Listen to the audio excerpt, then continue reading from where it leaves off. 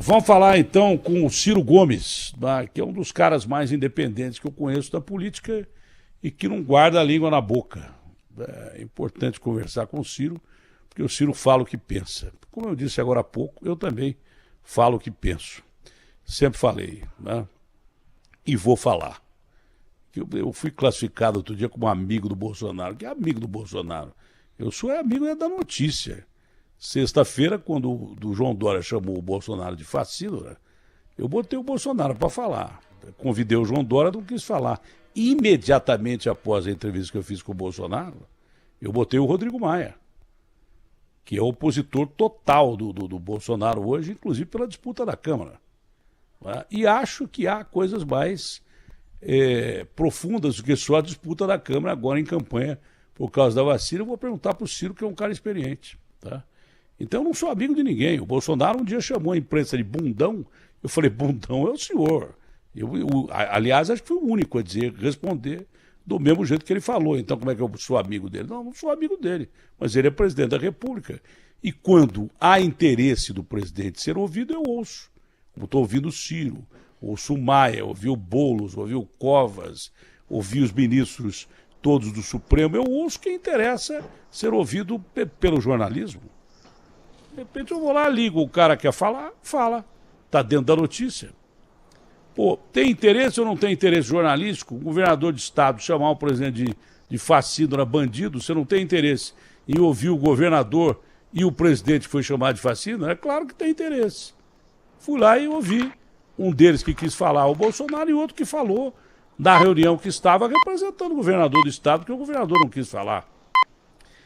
Bom, vamos começar pelo começo. O Ciro, que provavelmente, se não cair um meteoro na Terra e se não mudar muita coisa, mais ainda para pior do que está acontecendo, será um dos candidatos à presidência da República em 2022. Queria saber da sua opinião sobre o começo da vacinação ontem no Brasil, completamente atípico, porque o governo federal marca uma data e o governador de São Paulo vai e faz a primeira vacinação, com os méritos que ele teve de procurar a vacina, brigar pela vacina. Mas eu repito, devia ter saído da foto ao lado de um cientista, já que ele fala em ciência, pelo menos com o Dimas Covas ali do lado. Porque quando foi para anunciar a eficácia da vacina, que eles venderam como 90%, 80%, e era de 50% e já está bom, é o que temos e temos que tomar. Se eu for escalado para tomar a vacina, eu vou tomar, porque tenho 60 anos, sou do grupo de risco e tal. Se quiser me deixar para o fim da fila também, não tem problema nenhum. Tem coisa muito pior do que a Covid, que se chama gente, que eu evito mais do que a Covid. Eu já tenho distanciamento social faz 63 anos que eu tenho distanciamento social, que eu conheço bem o ser humano, que é amigo quando interessa ser amigo e que é canalha quando interessa ser canalha. Então, o negócio é esse. Mas o que o senhor achou? O senhor que é um político experiente, o senhor que já participou de vários governos e daí por diante, o que é que o senhor achou desse lançamento aí da campanha de vacinação e já a primeira vacinação pregando discórdia entre o governo federal e o governo estadual aqui em São Paulo? Bom dia ao senhor, é um prazer e um orgulho falar com o senhor. Bom dia, Datena, um forte abraço a você, espero que esteja já totalmente recuperado aí do susto da Covid, numa hora que você não podia ter tido, porque já vinha se recuperando de outro susto, e nós que somos seus eu não tive Covid, eu só tive infarto, Covid eu ainda não tive. Menos mal. Quem teve foi o Garrafa, ou que está, né, o Garrafa, o produtor. O Garrafa está com Covid em casa e trabalhando porque está sem sintomas. Um abraço para ele também, embora ele não tenha sintomas. Enfim, cumprimento a todos os brasileiros, homens e mulheres do Brasil que estão na Bandeirantes. Olha, eu estou feliz, estou aliviado pela vitória da ciência. Mas meu compromisso com a verdade, com a inteligência do povo brasileiro, não me permite ter euforia. E eu, pelo contrário, se você me permitir, já dizendo que estou alegre, estou feliz, estou comemorando também a vitória da ciência, a primeira brasileira vacinada, a gente tem que botar essa bola um pouquinho no chão, porque não é brincadeira a falta de responsabilidade do Bolsonaro, desse Pazuello, que é um canalha incompetente, os dois, na minha opinião, que deveriam ser caçados e presos, se fosse um país sério, pelo genocídio que estão promovendo. E o Dória, não é, fazendo uma mistificação de propaganda, de marketagem, em cima de um assunto tão grave. Por que a minha opinião é assim tão dura e aparentemente contraditória se estou me confessando feliz? É porque a gente precisa dizer ao povo brasileiro o que de fato está acontecendo no Brasil, se você me permitir. A Anvisa autorizou apenas 6 milhões de doses importadas da China. Não está autorizado mais do que 6 milhões de doses importadas da China e 2 milhões de doses que seriam importadas da Índia e que o Brasil ia mandar o avião e a Índia não tinha sido avisada, mandou desfazer a viagem do avião, para você ver o nível de canalice com que o Brasil tem sido governado, não é, pelo Bolsonaro e pelos esses politiqueiros que fazem da tragédia da Covid, da economia brasileira, um palanque eterno, sem disciplina, sem respeito aos 210 mil mortos quase, que nós já temos macabramente contados no Brasil. E sabe o que quer dizer, Datena? Essa vacina que está sendo distribuída, se você me permitir, me interrompa se eu estiver sendo longo, apenas é uma questão de ordem pública. O grande estado de São Paulo vai receber 1.349.200 doses. Só para você ter uma ideia, o Rio de Janeiro vai receber 487.520 doses. Minas Gerais, 561 mil doses.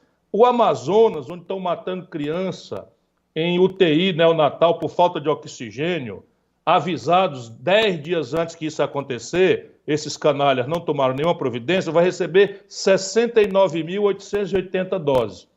Veja bem, 6 milhões de doses num país que tem 209 milhões de pessoas precisando ser vacinadas, é muito, mas não é nada para justificar essa farra irresponsável, marketológica, né, demagógica, enfim, a meu juízo, canalha dos políticos que estão dominando a cena no Brasil hoje. É importante? É.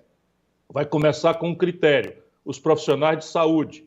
É muito importante porque são os profissionais que estão se arriscando na linha de frente. O Brasil, por causa do negacionismo, porque no começo nós não tínhamos sequer os equipamentos de proteção individual, é o país onde mais profissionais de saúde morreram no mundo. Recorde de morte. Então, começar por eles. Depois, as pessoas que têm 75 anos ou mais. Aí, meu irmão, já acabaram as doses. Compreende o que eu estou lhe dizendo? Ou seja, é muito importante esse gesto, a vitória da ciência, a prevalência, não é, de um cientista como Dimas Covas. Lembrando que o Brasil vacina seu povo há mais de 100 anos. Não é possível fazer carnaval com uma obrigação mínima, onde nós estamos partindo atrasado, mais de 70 países já estão vacinando. Mais de 60 milhões de pessoas já foram vacinadas no mundo, e a diferença de tempo do Brasil, só para lhe dizer, vai representar mais algo ao redor de 50 mil mortes.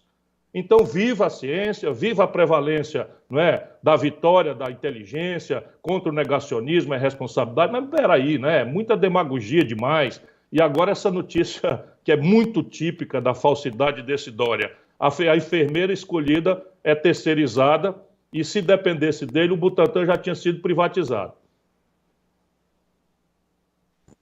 Ciro, nós não recebemos a vacina de Oxford porque é óbvio.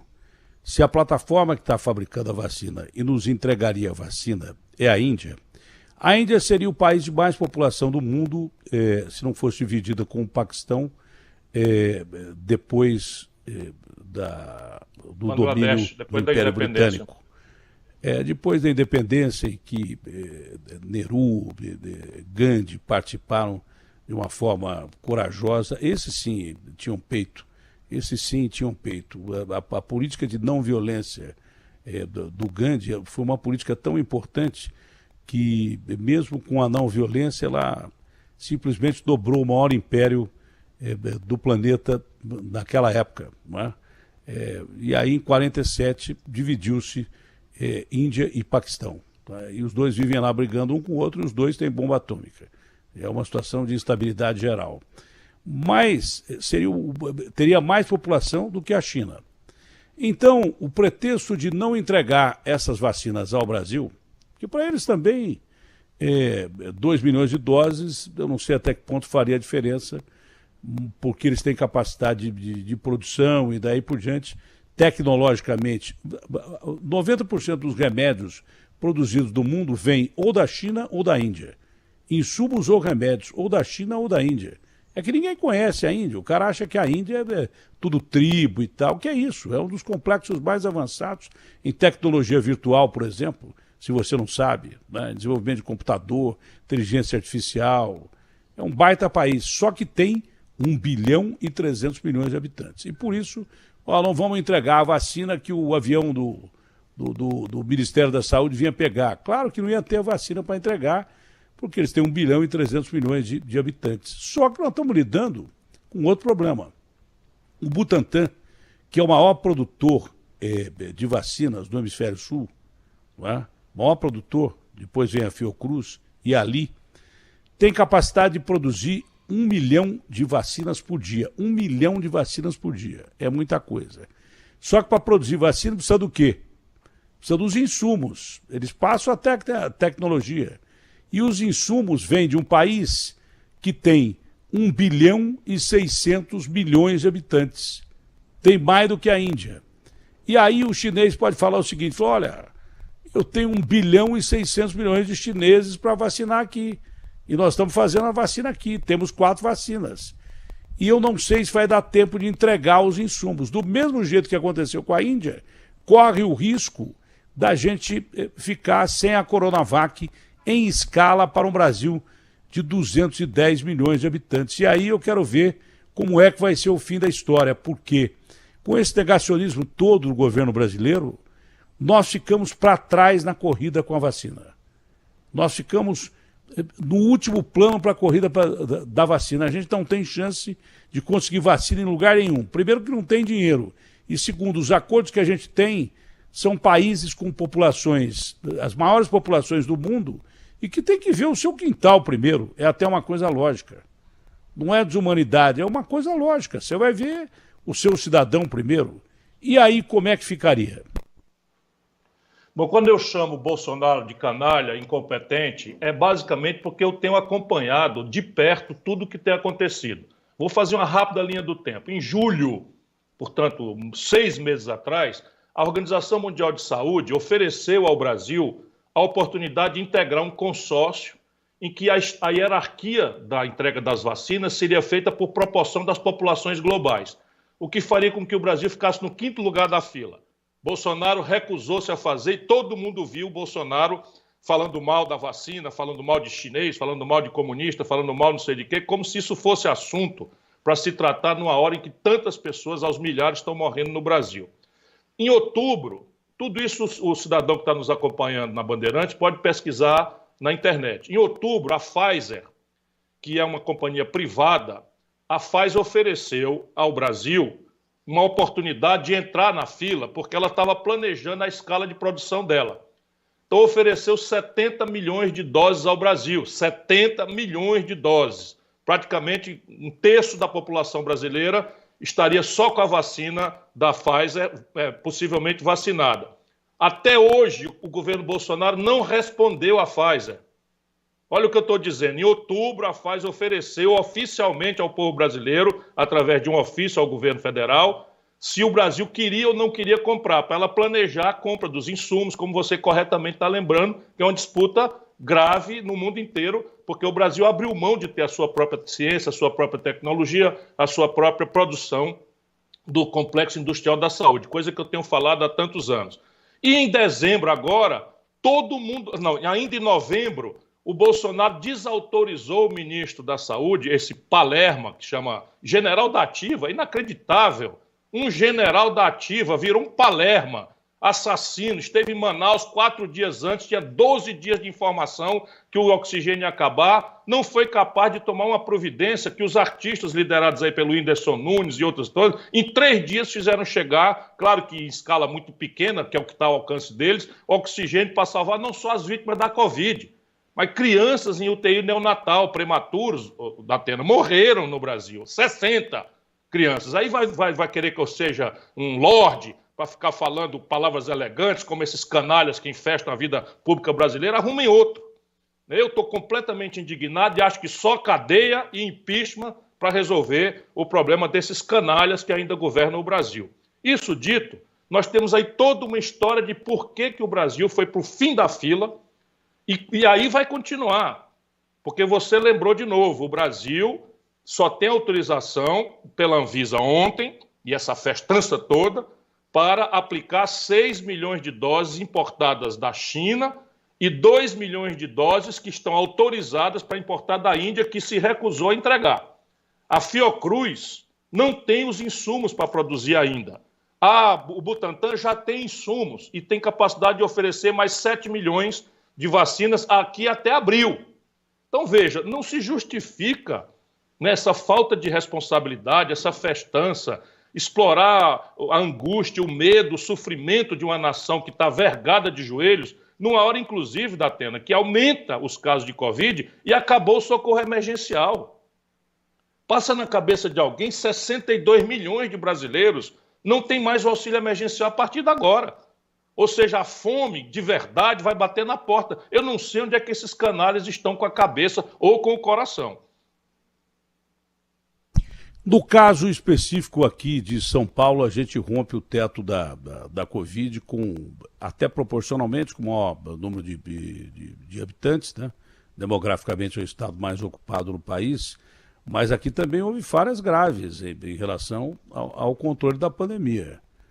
Houve falhas gravíssimas, né? Inclusive o governador de São Paulo, que ontem estava na foto sozinho, não estava com o Dimas Covas, daquela foto histórica, quando foi para anunciar a eficácia e a segurança da vacina Coronavac, que era uma coisa normal, você podia falar, nós temos a eficácia mínima, como o Dimas chegou a dizer, mas é a vacina mais segura que as outras, porque ela é de vírus morto.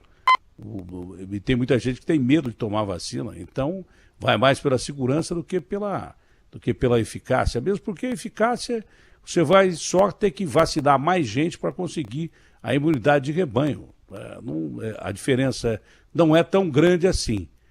Cientificamente falando, não é tão grande assim. Importante que a vacina seja segura e que tenha eficácia melhor que nada, que é o mínimo exigido pela Organização Mundial de Saúde, que é 50%. Poder-se-ia falar, olha, a gente tem a vacina que não é a mais eficiente, mas é a mais segura. Seria um caminho. Mas nesse momento o governador de São Paulo, que ontem estava na foto sem o Dimas Covas ou quem quer que seja, mas estava ele na foto com a enfermeira, estava em Miami naquele momento. Só compra o Dória pelo preço que ele se vende quem não sabe a diferença entre uma cédula de R$3 e uma cédula de R$5. Ou a cédula de R$3 é falsa. Agora, veja, nosso problema é construir para o povo brasileiro uma saída. E a saída, evidentemente, está na construção de uma encomenda em parceria do governo federal com todos os estados que puderem e com todas as vacinas que puderem, garantindo ao povo brasileiro que todas as vacinas que estão aprovadas passaram por testes, obedecendo a padrões internacionais de segurança. Portanto, esse medo, esse temor que o Bolsonaro espalha e que o Pazuello canalha também ajuda a espalhar, estava vendendo cloroquina, esse magote de irresponsável vendendo cloroquina agora em Manaus, enquanto crianças morriam na UTI falando em cloroquina, quando o mundo inteiro sabe, não é, que isso daí é simplesmente uma coisa que não tem fundamento nenhum. Mas veja bem, 70 milhões de doses da Pfizer, pressionar a China por uma quantidade de insumos, porque o Butantan já dominou e tem tradição de uns 100 anos. O Dória não pode sentar em cima disso. Faz 100 anos que o Butantan produz vacina no Brasil, pouco importa se é Chico, Mané ou Rita, que governa o estado de São Paulo. Não é razoável, não é, essa manipulação de marketagem, de propaganda em cima do drama da população brasileira. Isso eu vou dizer com todos os S's e R's, porque o povo brasileiro não merece ser manipulado de forma calhorda, como eles têm feito de lado a lado, ou pelo negacionismo, ou pela manipulação com camiseta, tudo padronizado e tal. Parece assim um negócio que não se dói com nada e de fato, o isolamento social em São Paulo foi afrouxado por questões eleitorais, como acabaram no dia seguinte da eleição, acabaram com a licença para os idosos andar de ônibus, essas coisas que a gente vê, né, da falsidade, uma hora que está precisando do povo, mente e promete tudo e depois, não é, faz tudo o oposto. E o Dória cortou a verba de todas as instituições de pesquisa de São Paulo. A FAPESP, de quem o Brasil inteiro espera inteligência, está ali passando por uma pindaíba, faltando dinheiro. E aí, no Butantan, como você disse, na hora de anunciar eventualmente uma polêmica sobre o nível de eficácia da coisa, ele não está na foto. Na hora de vacinar uma enfermeira precarizada, ele está na foto, ele próprio, fazendo discurso, como se ele não tivesse sido um dos grandes eleitores do Bolsonaro no tempo todo. Ele supõe que o povo é idiota. Mas vamos lá, 70 milhões de doses da Pfizer. A pressionar a China por maior quantidade de insumos. Eu acho que isso o Brasil tem condição de fazer. Pressionar a Índia, né, para oferecer, se não as 2 milhões de doses, oferecer os insumos, porque vem em escala e a Fiocruz já está capacitada de fazer, e acertar a mão com os governadores de estado para fazer uma logística mais acelerada do que a média vai acontecer. Por que vai acontecer agora? Lançamos uma imensa esperança, que eu também partilho, fico feliz, no coração do povo brasileiro, mas daqui uma semana acabaram a 6 milhões de doses. Compreende o que eles estão plantando? Daqui 5 dias, 7 dias, que o Brasil tem capacidade de fazer 1 milhão de vacinação por dia. Daqui uma semana acabaram as doses. Canalhas! Canalhas, olha o que é que vocês estão fazendo. Daqui 6 dias acabaram as vacinas da festa de vocês. E o nosso povo vai continuar morrendo. Isso é o que está oferecido ao povo brasileiro.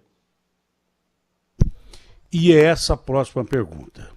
Eu entrevistando o prefeito de Manaus aqui, que estava exaurido mesmo, foi a madrugada inteira, de uma terça-feira, 2 dias antes de acabar o oxigênio, ele me deu uma entrevista que eu mostrei aqui, e eu confesso, eu dificilmente me emociono com alguma coisa, mas eu quase chorei com a entrevista do que ele estava falando, que eu pedi apenas que ele me desse, não um relato da visão política dele, mas o que estava acontecendo na cidade. O senhor pode, como se eu encontrasse alguém, algum cidadão de Manaus, falou, o que está acontecendo aí?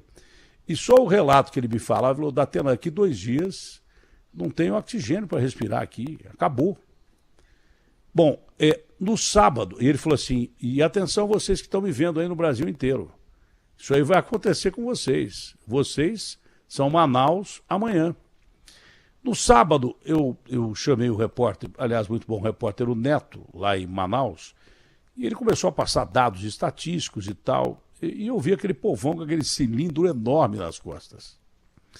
Eu falei, ô Neto, faça um favor para mim, eu sou um repórter mais antigo, né? Eu tenho 63 anos, quase 50 de profissão, e observo muito. Eu vendo aquela imagem, aquele povo, aqueles botijões de oxigênio, eu falei assim, ô Neto, pergunta para as pessoas aí a história de cada uma. Qual é a história de cada uma? Porque atrás de cada botijão desse tem uma história. Primeiro, descobrimos uma coisa, que o botijão, não é que o cara vai lá pegar o botijão, o cara tem que arrumar primeiro o botijão, para depois ir na White Martins, ou a companhia que está distribuindo o oxigênio, e encher o botijão. Teve um menino que falou assim, eu e meu irmão estamos dormindo fora de casa, porque meu pai está com Covid, e a casa é pequena, nós dormimos na rua e ficamos atrás do botijão durante 2 ou 3 dias e agora estamos aqui para receber o gás. Durante a entrevista, começaram a ler uma lista, ele saiu correndo para ver se ele estava na lista, depois ele voltou. Falou, não, infelizmente, ainda não estou. Então eram 2 batalhas. Primeiro para conseguir o botijão e depois para conseguir o oxigênio que vai dentro do botijão. Outro detalhe, atrás de cada história daquela ali, a maioria não era de Covid. A maioria de quem já tem doença respiratória e precisa do oxigênio, então morre. Porque não morre só de falta de ar, quem está com Covid tem várias doenças degenerativas e tal, do sistema respiratório, que levam a pessoa a morrer. Então tinha pessoas lá que estavam doentes há 2, 3 anos, pessoas de idade, que já estavam sem respirar. Tem gente que está se revezando para conseguir o oxigênio, ó. Deixa ela respirar um pouquinho, agora outra pessoa respira um pouquinho e tal. Então, foi 1 hora de histórias macabras que nós vimos ali. Porque a Covid, ela mata pela patologia, porque ela ataca o pulmão, tem sequelas, daí por diante. Mas o pior da Covid é a velocidade que ela se espalha e colapsa o sistema.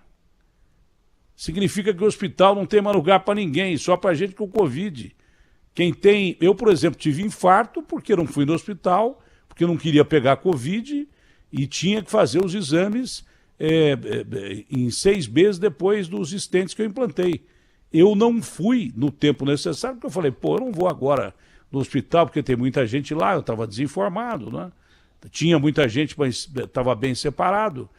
E, de repente, de uma hora para outra, eu não bati com as 10, porque Deus não quis, a equipe do Calil, e eu caí no Sírio-Libanês. Se eu caio no SUS, possivelmente eu estava morto uma hora dessa. Caí no Sírio. A maioria do povo brasileiro não vai cair no Sírio, vai cair no sistema público, já está sobrecarregado e vai morrer.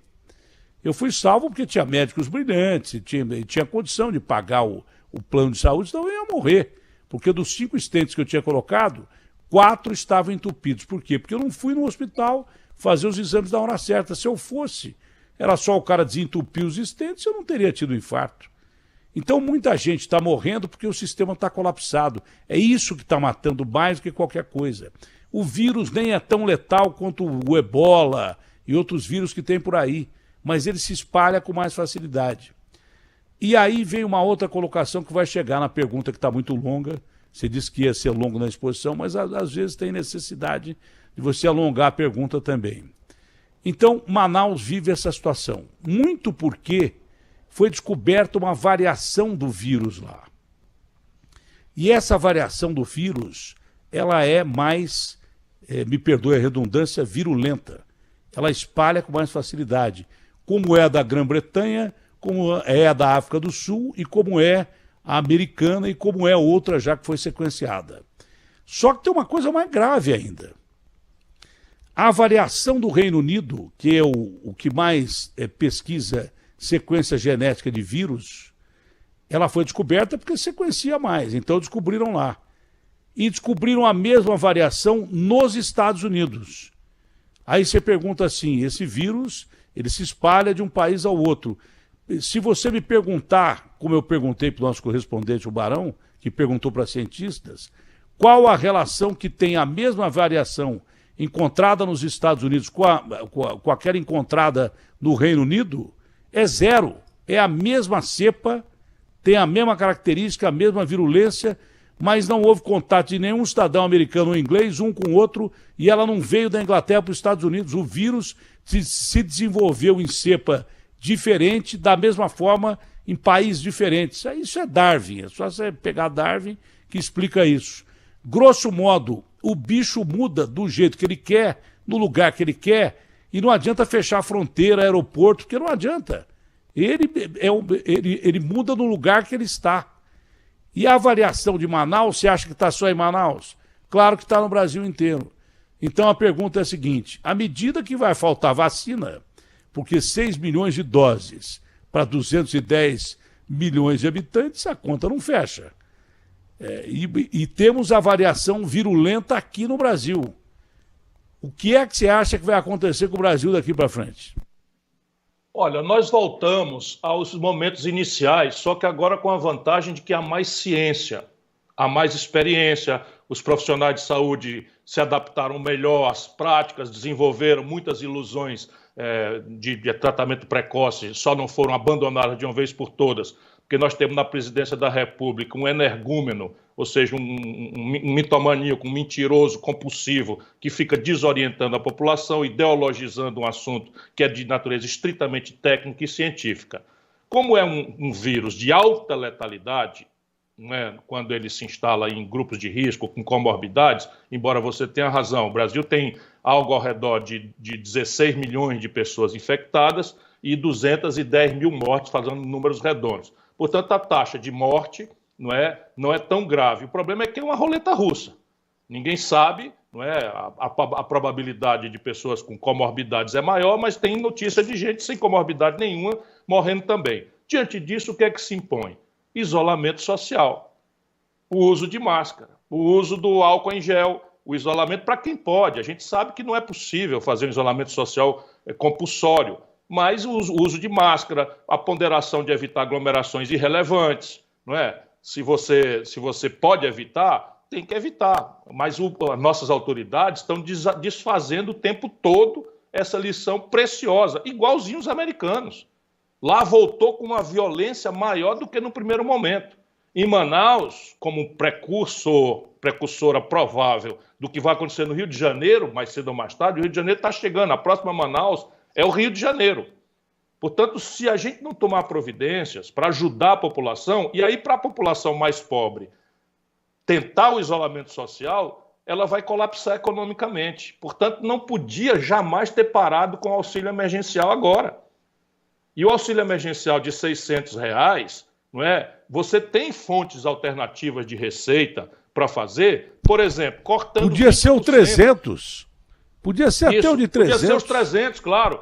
Pois é, ainda mais forte o argumento. Podia ser os 300, você cortando 20% da renúncia fiscal, da dispensa de cobrança de imposto dos grandes no Brasil, você acha o dinheiro para pagar isso até julho. O que é muita vida salva. Aí pode ser que até aí a gente disse isso resolva na entrevista problema. com o presidente, Ciro. Eu disse isso na entrevista com o presidente e falei que não gosto do Paulo Guedes como ministro da Economia, porque tem muita gente que bate no peito, mas não tem coragem de perguntar para o Bolsonaro o que eu pergunto. Tem muita gente que bate no peito, mas não tem coragem de enfrentar e perguntar. Como eu perguntei para ele, por que ele estava mantendo o Pazuello no ministério, que ele era um péssimo ministro, se não eram os militares que estavam segurando o Pazuello lá. Ele negou que eram os militares, entendeu? E também acho que o Paulo Guedes tem uma política econômica que ele acha que ele está administrando aqui, a política econômica americana, que, por sinal, quebrou também, e é a maior do mundo. A política econômica chinesa. Parece que ele é ministro desse país aqui. O Brasil é um país pobre e com uma divisão de renda canária, uma das piores divisões de renda do mundo, onde tem 40 bilionários no meio de 210 milhões de habitantes e 6 caras que concentram a renda, como você mesmo falou outro dia aqui, mais do que o país inteiro. Então, pelo menos os 300 pau podiam manter. Mas continua com o seu raciocínio, que tem uma outra colocação a fazer sobre vacina. Eu não costumo ser demagogo nem mentiroso, pelo contrário, cada dia que passa eu tenho mais distância. Minha mulher pergunta se eu quero ser um cientista político ou um político, porque eu também não quero guardar conveniência numa hora como essa. Veja, o Brasil dispensa, Datena, esse ano trágico, do ano passado, trágico, 300 bilhões de reais de imposto devido, não estou falando de sonegação, que é imensa, imposto devido que o governo vai lá e dispensa de cobrar. Se você cobrar 20% disso, você acha 60 bilhões de reais, que é o dinheiro suficiente para você aguentar 3 meses desse auxílio, desse socorro, e vai tocando o bonde enquanto a vacina vai se resolvendo nessas loucuras todas desses homens. Cabendo a nós aqui embaixo, gritar, falar, pressionar, não deixar esse teatro macabro, não é, de politicagem, de propaganda estéril, de mistificação, não é? E explorar o medo, o sofrimento, a angústia e a humilhação do nosso povo. É a esse trabalho que eu estou dedicado. Bom, para encerrar, Ciro, dentre tudo aquilo que você disse, você, por exemplo, lançar uma campanha de vacinação na Inglaterra, emergencial, pegar lá uma senhora de 91 anos e tal, você está lançando uma campanha de vacinação emergencial com uma vacina que você comprou 100 milhões de doses, que era da Pfizer.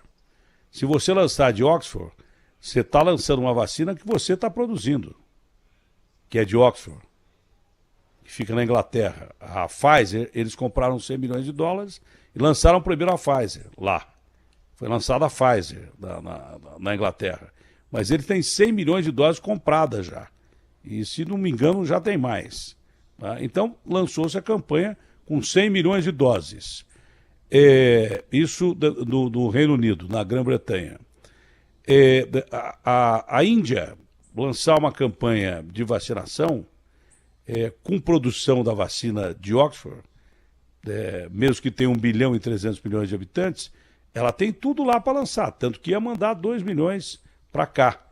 Os Estados Unidos lançarem uma campanha emergencial, tem as duas maiores produtoras, uma muito grande, que é a Pfizer e BioNTech, e tem a Moderna, que é menor, mas tem lá as vacinas necessárias para vacinar o povo americano.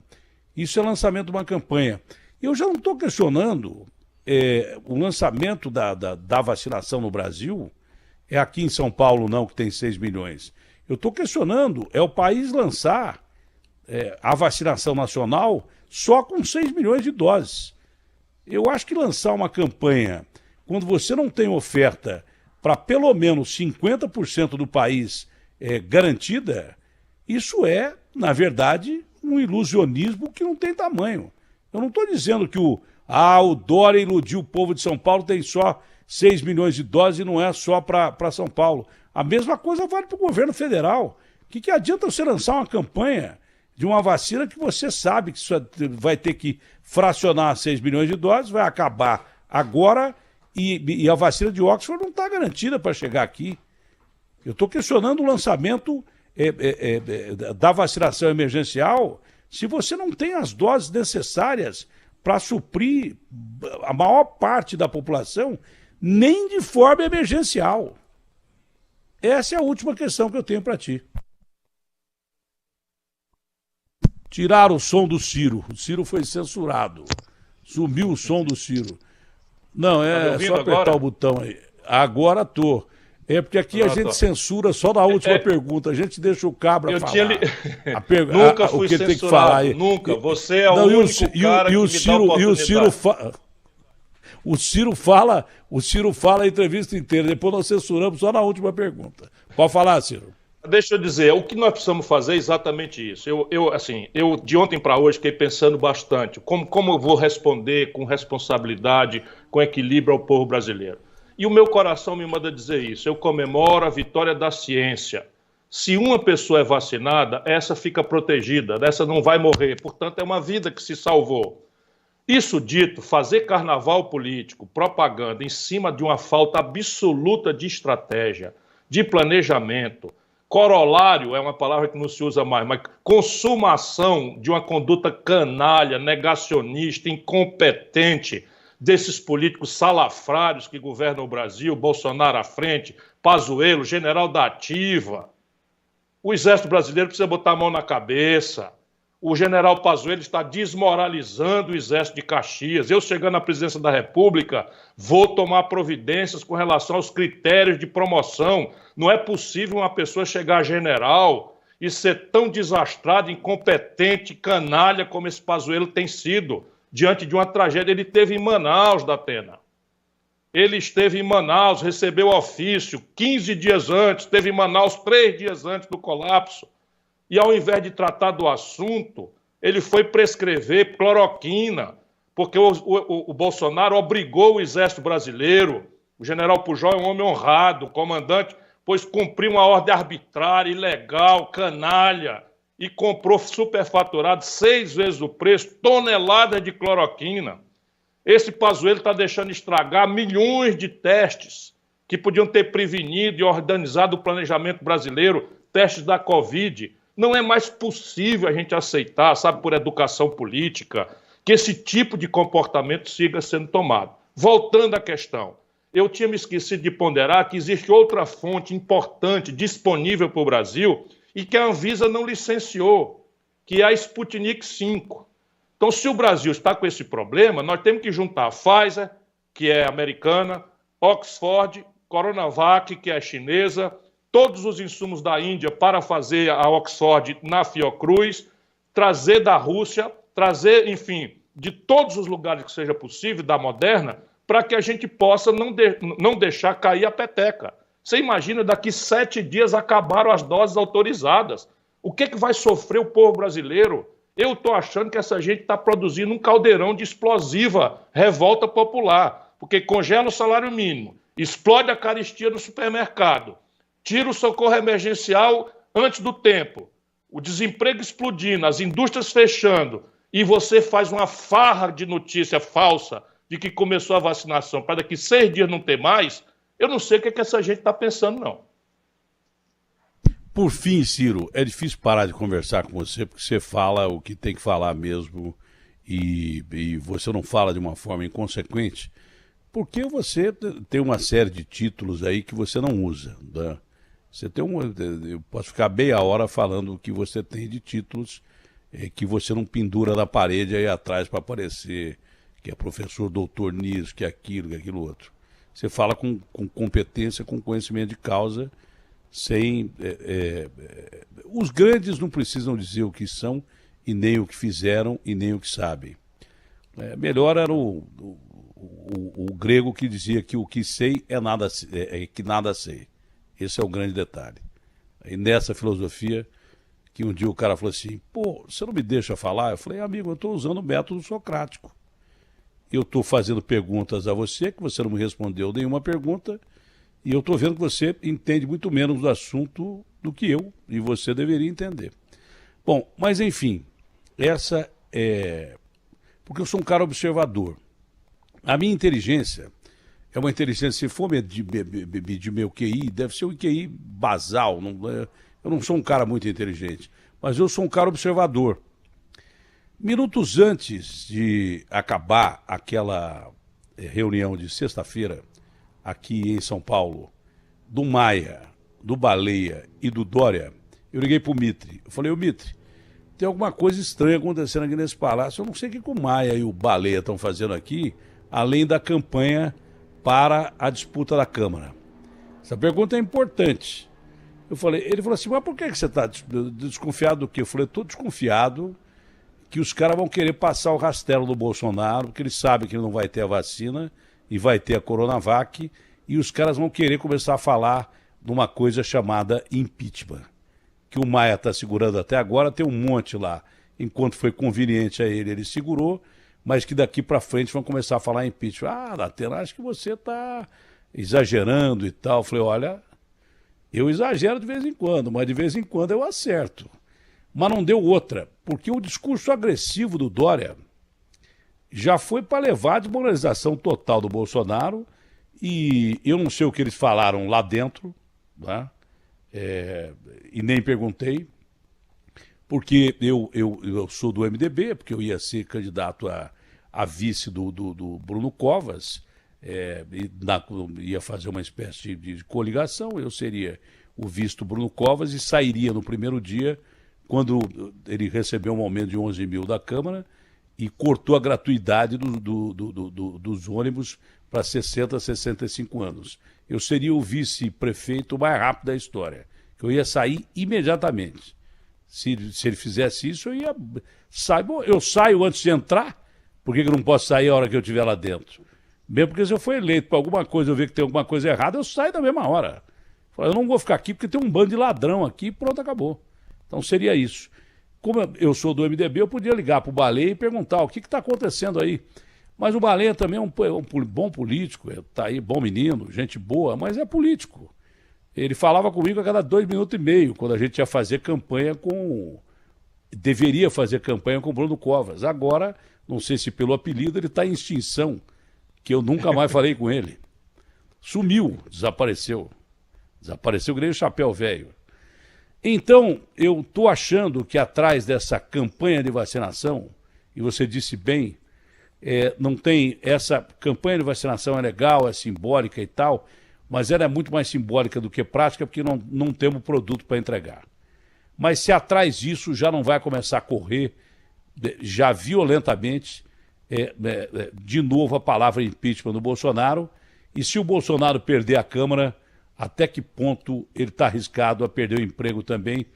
Porque o Dória me parece que sabe que pelo voto vai ser difícil ele chegar lá, mas pode-se chegar ao poder de outras formas. É uma pergunta direta, simples e fácil de responder.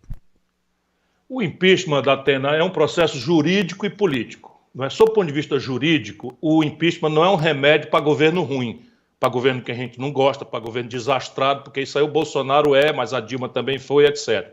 Impeachment é uma punição para o cometimento doloso, ou seja, de caso pensado, de crime de responsabilidade.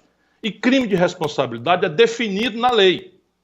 No caso do Bolsonaro, esse aspecto jurídico está mais do que demonstrado e repetido.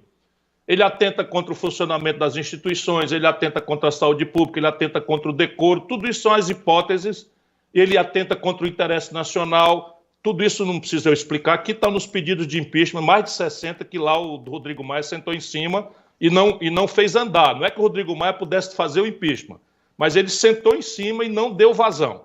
Então o aspecto jurídico está dado faz tempo.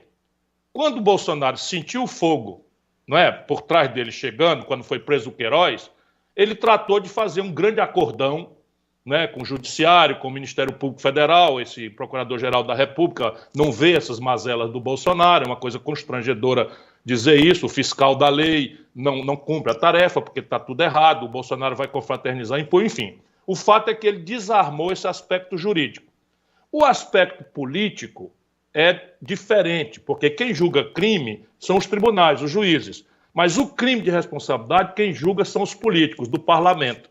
A Câmara recebe a denúncia, faz a comissão e indica licença para o Senado fazer o julgamento final com o presidente afastado. Isso o Brasil já conhece. O que acontece? Quando o Bolsonaro sentiu esse movimento, ele se acertou com o tal chamado Centrão. E isso é mais de 1/3 da Câmara. Portanto, basta o presidente ter 1/3 da Câmara que não vai acontecer impeachment coisa nenhuma. Eu luto, mas porque eu acho que nós precisamos construir no povo brasileiro a condição de produzir no parlamento, porque é aí que está a condição política. Se o povo brasileiro, uma vez vacinado, pudesse se encontrar na rua, especialmente a juventude, a quem eu falo com muita ênfase, com muito apelo, nós podemos derrubar o Bolsonaro dentro da lei e por cometimento de crime de responsabilidade. Em nenhuma circunstância nós participaremos de qualquer tipo de golpe, porque o Bolsonaro foi eleito pelo povo e eu não participo de golpe contra seu ninguém. Ciro, foi um prazerão falar com você. Muito obrigado a você, forte falar abraço e se contigo. cuida. Fica com Deus, Ciro. Fica com Abraço Deus. grande.